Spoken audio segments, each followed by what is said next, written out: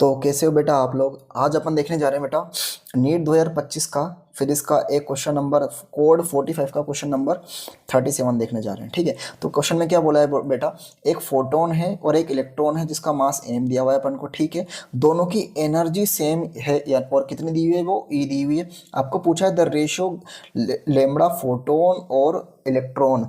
तो जो फोटोन होगा उसकी जो फ्रीक्वेंसी होगी तो उससे एसोसिएटेड उसकी वेवलेंथ भी होगी। तो फोटोन की वेवलेंथ और इलेक्ट्रॉन के साथ क्या होगी, एक मैटर वेव एसोसिएटेड होगी।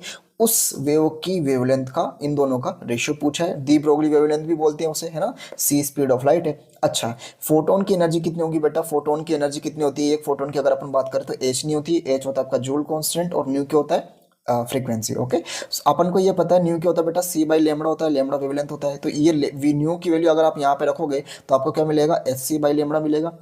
फोटोन की एनर्जी ई और लेमड़ा की फोटोन की वेवलेंथ कितनी है बेटा, लेमड़ा है। तो यहाँ तक आया कि नहीं आया। अब यहाँ से आप लेमड़ा को इधर ले जाइए और ई को इधर ले जाइए, तो आपको ये इक्वेशन 1 मिलेगी कि नहीं मिलेगी, lambda photon is equal to H C by E, है ना। तो ये क्या है, इक्वेशन 1 जो आपको ये दिख रही है, ये है बेटा आपका फोटोन की वेवलेंथ, है ना। ये यहाँ तक हुआ काम। अच्छा, अब इलेक्ट्रॉन से क्या एसोसिएटेड होगी, मैटर वेव एसोसिएटेड होगी, उसकी वेवलेंथ का क्या फॉर्मूला होता है, lambda is equal to h upon p, de Broglie wavelength से, है ना, डी ब्रोगली थ्योरम से।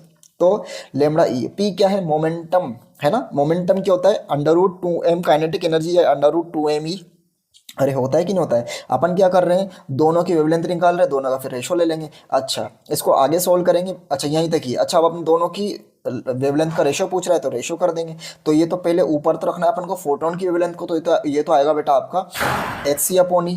और लेमड़ा ऑफ इलेक्ट्रॉन आप जब आप रखोगे डिवाइड में तो ऊपर जाएगा तो बेटा रिवर्स होएगा, रिवर्स होएगा कि नहीं होएगा, रिवर्स होएगा। तो ये तो ऊपर जाएगा और ये नीचे आएगा, एच से एच कैंसिल हुआ, है ना। सी बाहर रह गया और ये ई के अंदर क्या है, दो under root E, under E को मैं क्या लिख सकता हूँ, under root E into under root E. तो अंडर रूट ई कैंसिल हो जाएगा और नीचे क्या बचेगा, अंडर रूट ई।